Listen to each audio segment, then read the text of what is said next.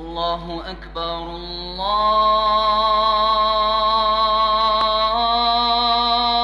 الله أكبر.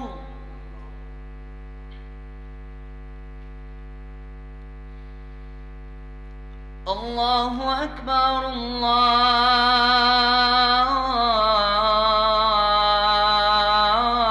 الله أكبر.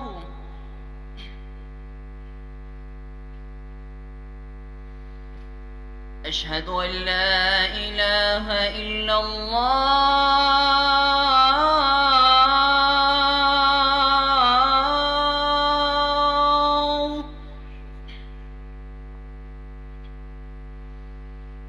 أشهد أن لا إله إلا الله.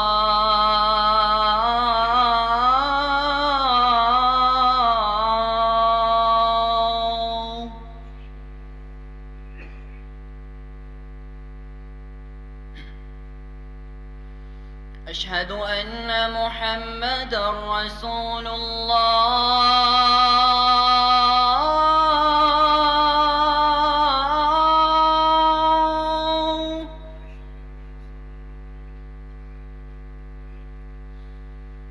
أشهد أن محمدًا رسول الله.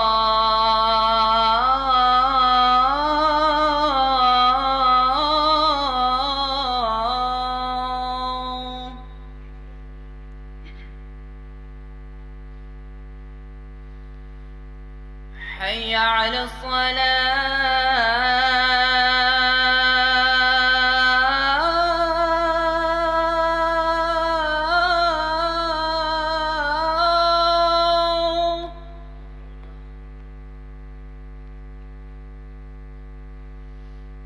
حي على الصلاة.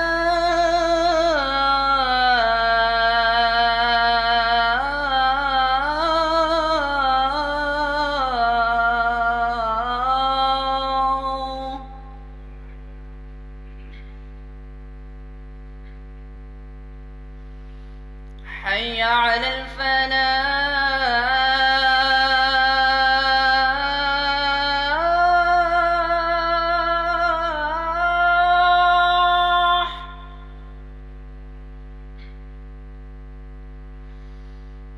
حي على الفلاح.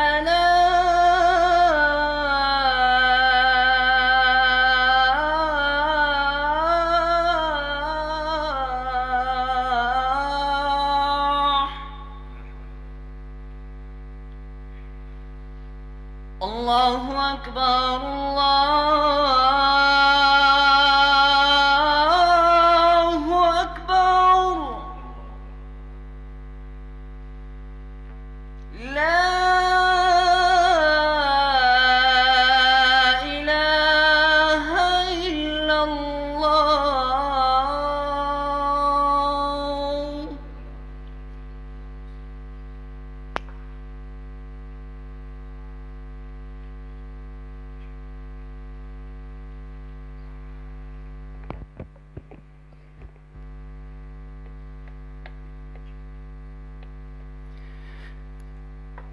الحمد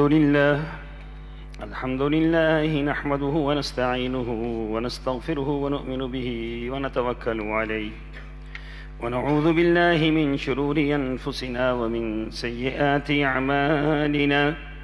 من يهده الله فلا مضل له ومن يضلل فلا هادي له. واشهد أن لا إله إلا الله وحده لا شريك له. وأشهد أن محمدًا عبده ورسوله. أما بعد فإن أحسن الكلام كلام الله وأحسن الهدي هدي محمد صلى الله عليه وسلم. وشر الأمور محدثاتها وكل محدثة بدعة وكل بدعة ضلالة وكل ضلالة في النار. قال الله تبارك وتعالى في القرآن المجيد: أعوذ بالله السميع العليم من الشيطان الرجيم. بسم الله الرحمن الرحيم. يوم يحمى عليها في نار جهنم فتكوى بها جباههم وجنوبهم وظهورهم هذا ما كنزتم لأنفسكم فذوقوا ما كنتم تكنزون اللهم صل على محمد وعلى آل محمد كما صليت على إبراهيم وعلى آل إبراهيم إنك حميد مجيد اللهم بارك على محمد وعلى آل محمد كما باركت على إبراهيم وعلى آل إبراهيم إنك حميد مجيد سبحانك لا علم لنا إلا ما علمتنا إنك أنت العليم الحكيم. جس دن اس سونے اور چاندی کو جہنم کی آگ میں تپایا جائے گا اور پھر اس سے ان کی پیشانیوں، پہلوؤں اور پشتوں کو داغا جائے گا اور کہا جائے گا کہ یہ ہے وہ خزانہ جو تم نے اپنے لیے جمع کر رکھا تھا، لہذا اب اپنی جمع شدہ دولت کا مزہ چکھو. آیت نمبر 35 سورہ التوبہ. سامعین محترم، اللہ تعالیٰ نے قرآن پاک میں زکوٰۃ کے متعلق 82 مرتبہ حکم فرمایا ہے. مختلف احکامات کے ساتھ اور انفرادی طور پر زکوٰۃ کے معاملے کو بار بار دہرایا گیا ہے. اور زکوٰۃ کا مسئلہ اس قدر اہم ہے کہ اسلام کے جو رکن ہیں، 5 اسلام کے رکن، ان میں سے ایک بڑا اور اہم ترین رکن وہ زکوٰۃ ہے. پھر زکوٰۃ کے اندر اللہ تعالیٰ نے مختلف چیزوں کو داخل کر دیا ہے. قرآن پاک میں اللہ تعالیٰ نے زکوٰۃ کے متعلق فرمایا کہ وفی اموالہم حق للسائل والمحروم، کہ ہم نے تمہارے مال کے اندر ہم نے محروموں کا، مساکین کا اور غریبوں کا حق رکھ دیا ہے. یہ ان کا حق ہے ہمارے اموال کے اندر. مال ہم کماتے ہیں، تجارت ہم کرتے ہیں، لیکن چونکہ ہم مسلمان ہیں تو مسلمان ہونے کی وجہ سے اللہ نے ہمارے اوپر مال کا حق رکھ دیا ہے.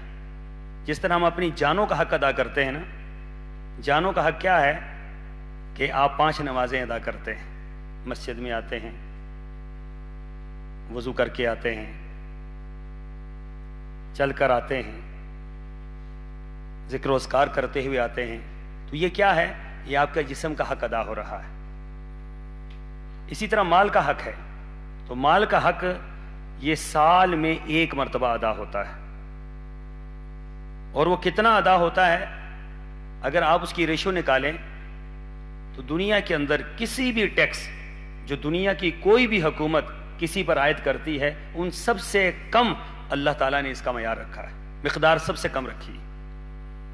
اب اس کی مثال میں ہمیشہ یہ دیتا ہوں کہ یہ دیکھیں، اس کے اگر آپ کے مال کے 10 حصے کر لیے جائیں، مثلا آپ کے پاس ہیں 10 روپے، تو 10 روپے میں پہلا روپیہ بھی آپ کا ہے، دوسرا بھی آپ کا ہے، تیسرا بھی آپ کا ہے، چوتھا بھی آپ کا ہے، 5واں بھی آپ کا ہے، چھٹا بھی آپ کا ہے، 7واں بھی آپ کا ہے، 8واں بھی آپ کا ہے، 9واں بھی آپ کا ہے، یہ 10واں بھی آپ کا ہے. لیکن یہ 10ویں کا جو اینڈ ہے نا، آخری، بالکل یہ آخری جو حصہ ہے، یہ آپ نے اللہ کے حکم کے مطابق اپنے مال میں سے نکال کر یہ آپ نے غریبوں میں بانٹ دینا ہے. تو کیا رہ گیا کہ سارے کا سارا مال تو آپ کے پاس ہی ہے، لیکن اس کا آخری حصہ، بالکل یہ آخری حصہ، جسے آپ 2.5% کہتے ہیں، 2.5% حصہ، 40واں حصہ، اس کو آپ نے اللہ کے راہ میں دینا ہے. اور اب اس میں آپ کا کوئی حق نہیں بنتا. یہ جو 2.5% ہے، اس میں آپ کا کوئی حق نہیں ہے. آپ نے اس کو کہاں دینا ہے، کیسے دینا ہے، یہ آپ کا اختیار نہیں ہے، یہ اللہ کا حکم ہے. اللہ نے زکوٰۃ کی نصاب کو بھی مقرر کیا، اور زکوٰۃ کن لوگوں کو دینی ہے، مصارف زکوٰۃ وہ بھی اللہ نے متعین کیے ہیں. اس کے اندر کسی کا کوئی دخل نہیں. آپ کہیں جی نہیں میں نے کم زکوٰۃ دینی ہے، آپ کا اختیار ہی نہیں. آپ کہیں جی میں نے اس مصرف میں دینی ہے، آپ کا اختیار ہی نہیں. یہ اختیار اللہ کا ہے. اور اللہ تعالیٰ نے زکوٰۃ کی مقدار بھی متعین فرمائی، اس کے مصارف بھی متعین فرمائے، اور یہ فرما دیا کہ سال میں 1 مرتبہ دینی ہے. اور کب دینی ہے؟ جب پورا سال گزر جائے.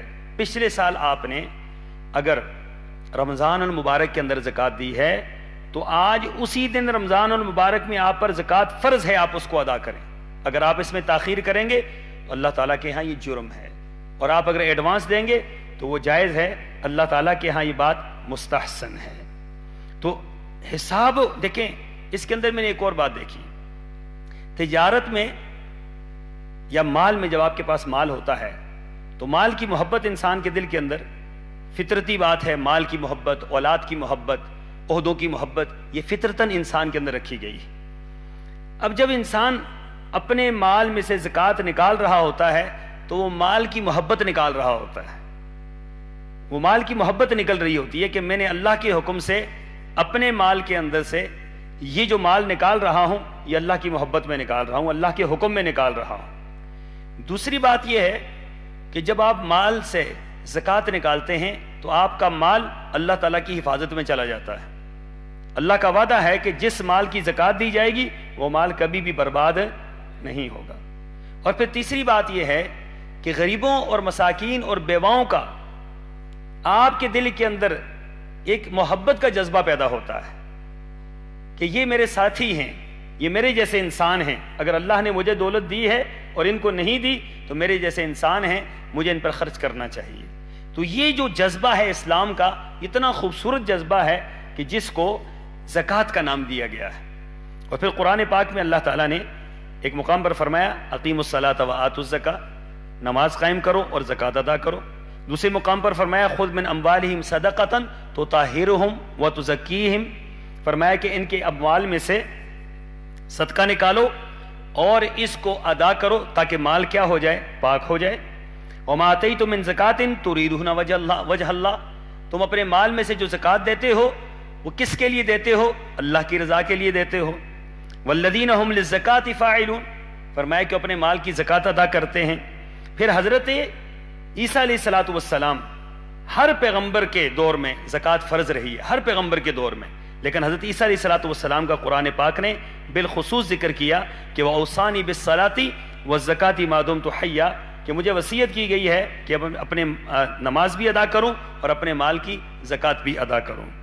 پھر رسول اللہ صلی اللہ علیہ وسلم نے فرمایا کہ بنی الاسلام علی خمس، کہ اللہ تعالیٰ نے اسلام کی بنیاد 5 چیزوں پر قائم رکھی ہے.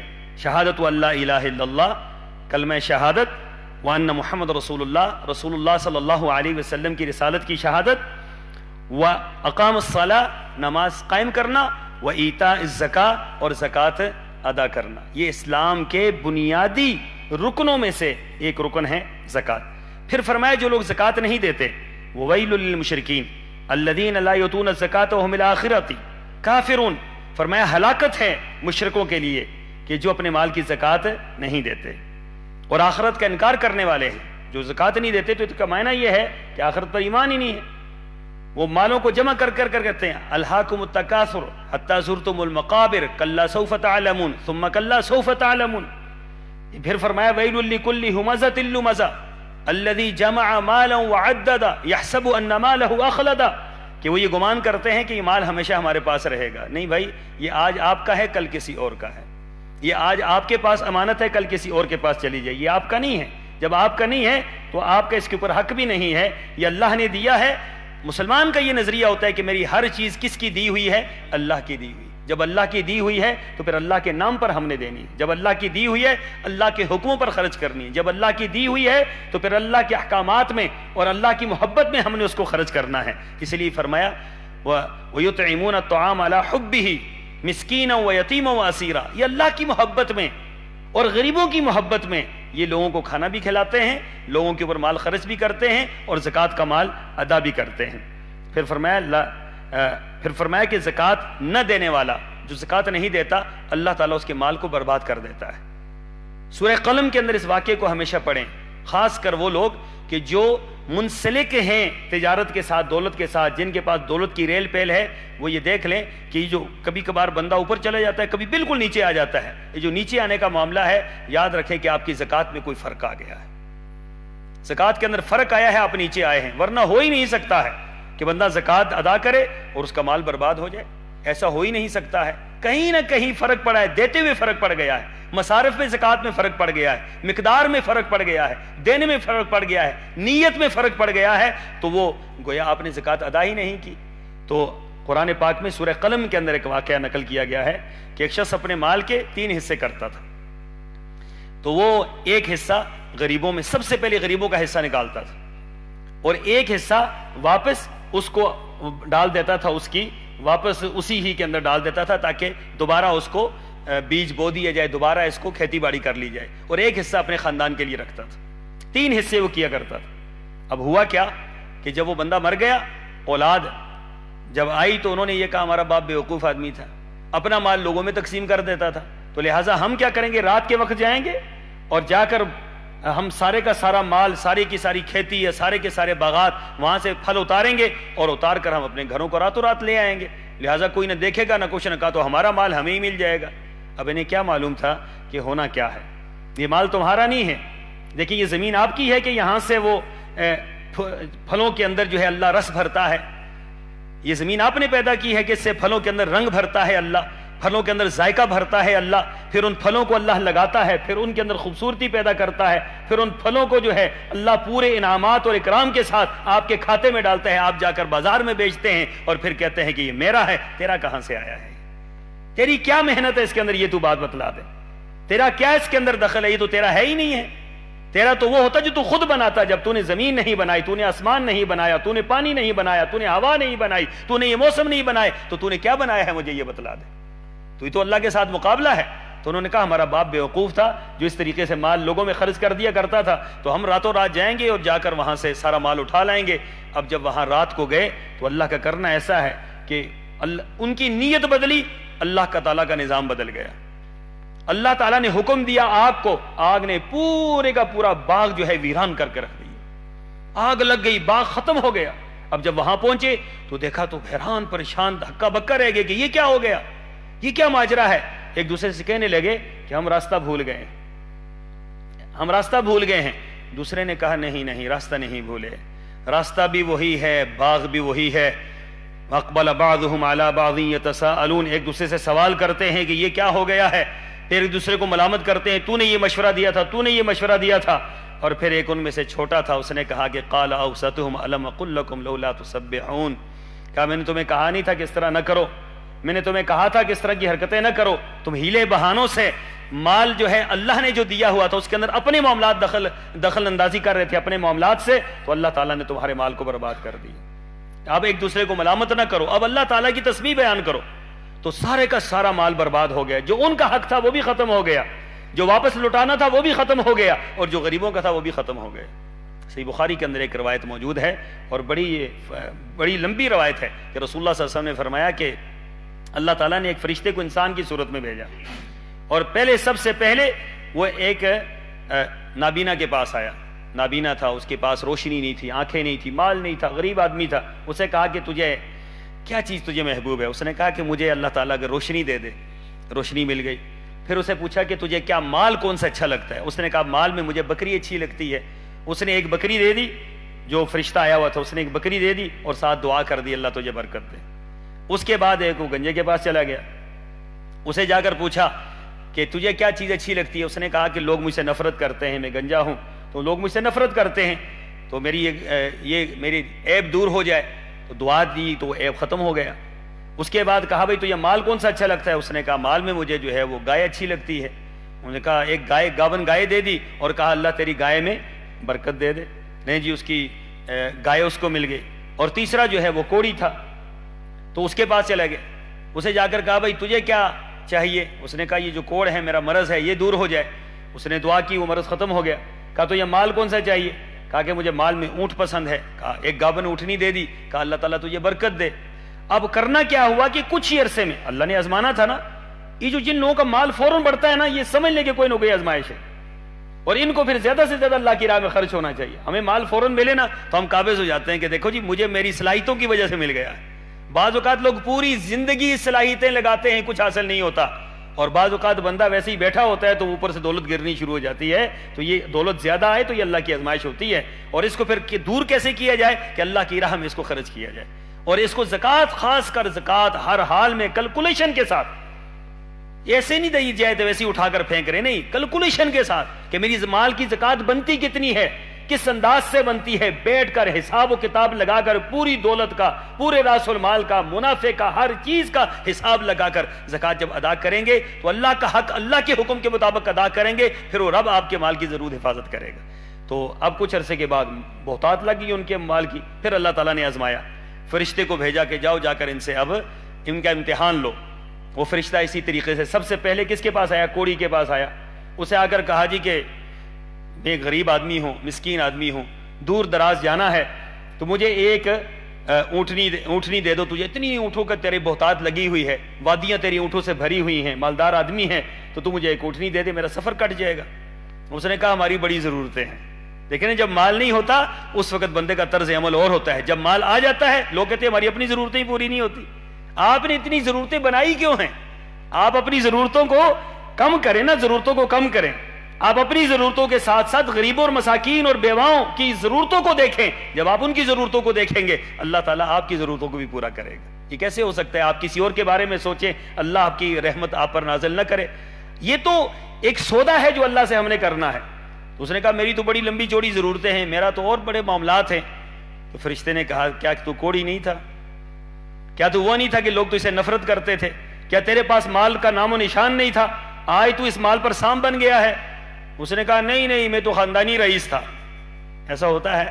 میں تو خاندانی رئیس تھا، ہم کب غریب تھے، ہم تو خاندانی طور پر امیر تھے۔ اس نے کہا اگر ایسا ہی تھا تو اللہ تعالیٰ تجھے ایسا ہی کر دے جیسا اگر تو جھوٹ بولتا ہے۔ سارے کا سارا مال ختم ہو گیا، سارے کا سارا مال برباد ہو گیا اس کا، جس اللہ نے دیا تھا اس اللہ نے لے لیا، اور واپس وہ کوڑی بھی ہو گیا۔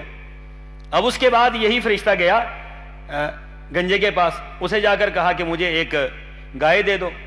تو اس نے کہا کہ بھئی ہماری اور ضرورتیں کافی ہیں، وہی جواب اس نے دیا، اور ساتھ ہی یہ کہہ دیا ہم تو خاندانی طور پر امیر لوگ تھے۔ تو فرشتے نے کہا کہ اگر ایسا ہی ہے تو جھوٹ بولتا ہے تو اللہ تجھے ایسے ہی کر دے جیسا تیرا معاملہ ہے۔ تو اس کا مال بھی برباد ہو گیا، پھر مڑ کے وہ گنجا ہو گیا۔ اور تیسرا کون تھا؟ تیسرا وہ تھا جو نابینا تھا۔ نابینے کے پاس آیا، اس آ کر کہا کہ مجھے ایک بکری چاہیے، اللہ کے بندے ایک بکری چاہیے، اور غریب آدمی ہوں، دور دراز کا سفر ہے، چلو بکری کا دودھ دو لوں گا، ساتھ میرا گزارا ہو جائے گا۔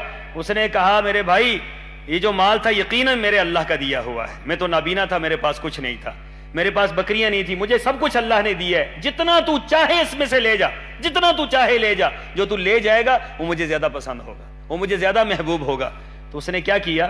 فرشتے نے اس کو دعا دی کہ اللہ تجھے برکت دے، اللہ تجھے برکت دے۔ اس کا مال بھی بچ گیا اور اس کی آنکھیں بھی بچ گئیں، باقی دونوں کا مال بھی برباد ہو گیا اور سب کچھ برباد ہو گیا۔ یاد رکھو اللہ کے بندو، زکوٰۃ نہ دینا یہ مستقل جرم ہے اور بہت بڑا جرم ہے۔ اس وجہ سے حضرت بکر صدیق رضی اللہ تعالیٰ نے فرمایا تھا کہ رسول اللہ صلی اللہ علیہ وسلم کے مبارک زمانہ میں جو شخص زکوٰۃ میں اونٹ دیتا تھا اور ساتھ اس کی مہار دیتا تھا، آج اگر اونٹ دے گا مہار نہیں دے گا میں اس کے خلاف اعلان جہاد کروں گا۔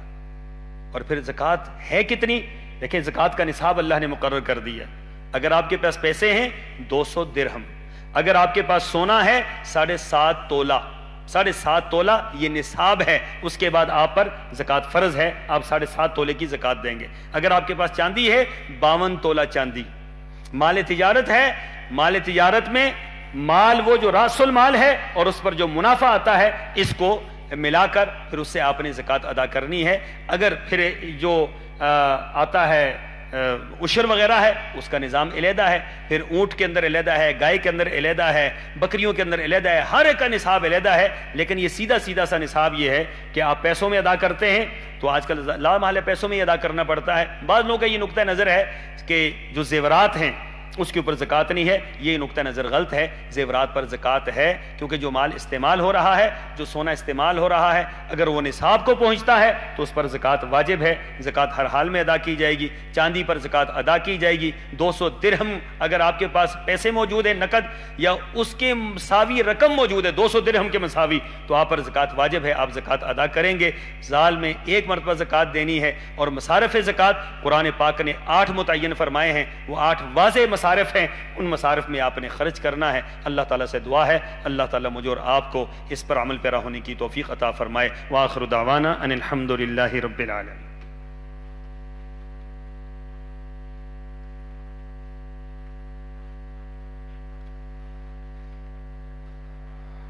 الحمد لله نحمده ونستعينه ونستغفره ونؤمن به ونتوكل عليه ونعوذ بالله من شرور أنفسنا ومن سيئات أعمالنا. من يهده الله فلا مضل له ومن يضلل فلا هادي له. وأشهد أن لا إله إلا الله وحده لا شريك له وأشهد أن محمدا عبده ورسوله. أما بعد فإن أحسن الكلام كلام الله وأحسن الهدي هدي محمد صلى الله عليه وسلم وشر الأمور محدثاتها وكل محدثة بدعة وكل بدعة ضلالة وكل ضلالة في النار. قال الله تبارك وتعالى في القرآن المجيد: أعوذ بالله السميع العليم من الشيطان الرجيم. بسم الله الرحمن الرحيم. ويل لكل همزة لمزة الذي جمع مالا وعدده يحسب أن ماله أخلده كلا لينبذن في الحطمة وما أدراك ما الحطمة نار الله الموقدة التي تطلع على الأفئدة إنها عليهم مؤصدة في عمد ممددة. سامعین محترم، اللہ تعالیٰ وطن عزیز سے بالخصوص اور پوری دنیا سے بالعموم اللہ اس آفت کو دور فرما دے کہ جس آفت کی وجہ سے مسجدیں ویران ہو چکی ہیں، گلی محلے ہو کا عالم پیش کرتے ہیں، اور کاروباری طبقہ اور ہر طبقہ اس وقت عجیب و غریب کشمکش میں مبتلا ہے. ہمارا نقطہ نظر یہ ہے کہ ایسے میں اللہ کے دامن کو زیادہ سے زیادہ پکڑنا چاہیے. اہل اقتدار سے ہماری یہ گزارش ہے کہ رمضان المبارک کی آمد ہے، اور رمضان المبارک کے اندر اہل ایمان کا ایمان کئی گنا بڑھ جاتا ہے. وہ لوگ بھی جو مساجد کے اندر کم آتے ہیں، رمضان المبارک کے اندر اللہ کے فضل اور اس کے احسان سے ان کی آمد و رفت کئی گنا بڑھ جاتی ہے.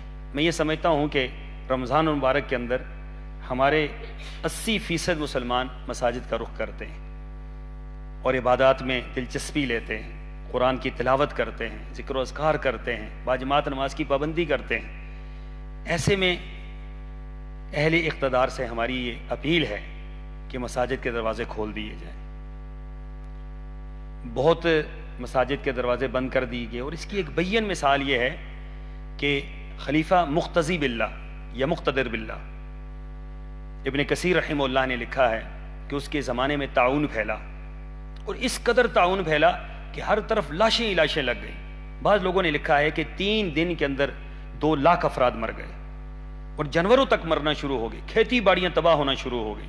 یعنی عجیب و غریب قسم کی وہ آفت تھی. تو جو مقتدی باللہ تھا اس نے علماء کو بلایا اور بلا کر پوچھا کہ مجھے کیا کرنا چاہیے. تو علماء نے مشورہ دیا کہ آپ مساجد کے دروازے کھول دیں، لوگ جو ہیں وہ اللہ کے سامنے گڑ گڑائیں اور روئیں، اور پھر یہ کرو کہ آلات موسیقی ان کو جمع کرو اور توڑ دو، یہ جو بازار حسن ان کو بند کر دو. تو اس نے ایسا ہی کیا کہ بازار حسن بند کر دیے گئے اور آلات موسیقی توڑ دیے گئے، اور مساجد کے دروازے لوگوں پر کھول دیے گئے، اور لوگوں کو پابند کیا گیا کہ مساجد کا رخ کریں اور اللہ سے معافی مانگیں، گڑ گڑائیں، سجدوں میں رہیں، رکوع میں رہیں، قومے میں رہیں، جلسے میں رہیں، اور اللہ تعالیٰ کے سامنے گڑ گڑائیں. ابن کثیر رحمہ اللہ لکھتے ہیں کہ لوگوں کا مساجد کی طرف رخ کرنے کی دیر تھی کہ اللہ تعالیٰ نے اس بیماری کو دور کر دیا. یہی معاملہ آج ہے کہ احتیاطی تدابیر کے ساتھ مساجد کو کھول دینا چاہیے، اور ہماری اپیل ہے کہ اس معاملے میں اگر ہم تساہل سے کام لیں گے تو کسی بڑی مصیبت کا ہمیں سامنا کرنا پڑے گا. کیونکہ مساجد کے جب دروازے بند ہیں تو خیر کے دروازے بند ہیں، خیر کے سارے دروازے بند ہیں. اس ٹائم لوگ تڑپ رہے ہیں مساجد میں آنے کے لیے. ظاہر بات ہے مصیبت ہوتی ہے تو بچہ ماں کی طرف بھاگتا ہے. مسلمان کسی مصیبت میں پڑتا ہے تو اس کا رخ مسجد کی طرف کا ہوتا ہے کہ مسجد کی طرف ہو جائے, کیونکہ ہماری تو تربیت ہی یہی ہوئی ہے کہ رسول اللہ صلی اللہ علیہ وسلم کے مبارک زمانہ میں تیز آندیاں چلتی, صحابہ مسجد کی طرف بھاگتے. تیز بارش برستی, صحابہ مسجد کی طرف بھاگتے. زلزلے کا کوئی معاملہ ہوتا, صحابہ مسجد کی طرف بھاگتے. میدان جہاد میں کوئی شکست کی خبر آتی, صحابہ مسجد کی طرف بھاگتے. میدان جہاد سے کوئی خوشی کی خبر آتی, صحابہ مسجد کی طرف بھاگتے. ہر معاملے میں مسلمانوں کا جو لنک ہے وہ مسجد کے ساتھ جوڑ دیا گیا. آج ہمارا لنک اس وبا کی وجہ سے مسجد سے کٹ گیا. یہی سب سے بڑا المیہ ہے کہ مسجد سے ہمارا جو ایک تعلق تھا وہ کٹ گیا, اور جس کی بنا پر ہمارا یوں لگتا ہے جس طریقے سے ہمارے رب کے ساتھ تعلق کٹ چکا ہے.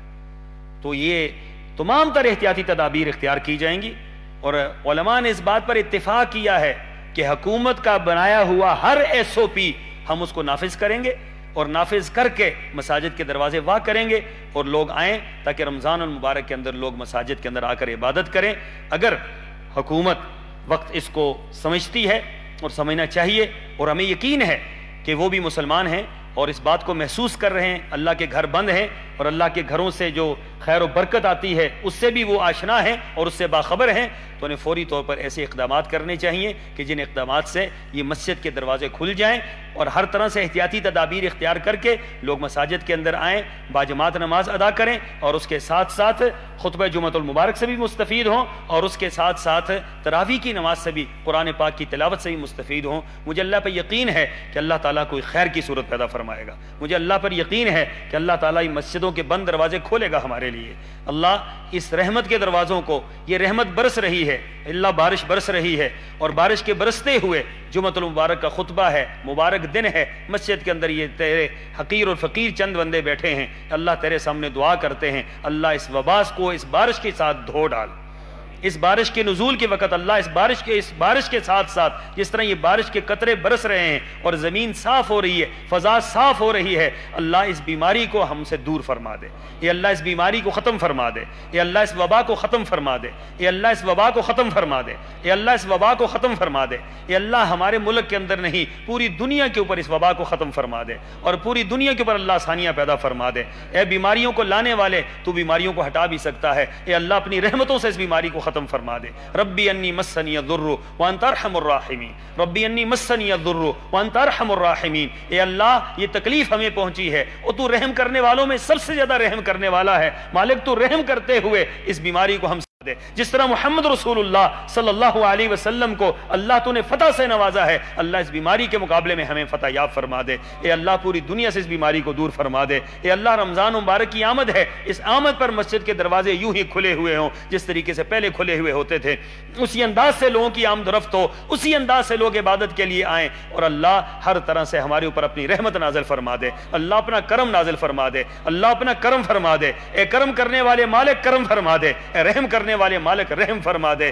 اے اپنے بندوں پر کرم کرنے والے, اے اپنے بندوں کو عزیز رکھنے والے, اے اپنے بندوں کی مشکلوں کو حل کرنے والے رب, اپنی ہماری مشکلوں کو حل فرما دے. اے اللہ ہماری مشکلوں کو حل فرما دے.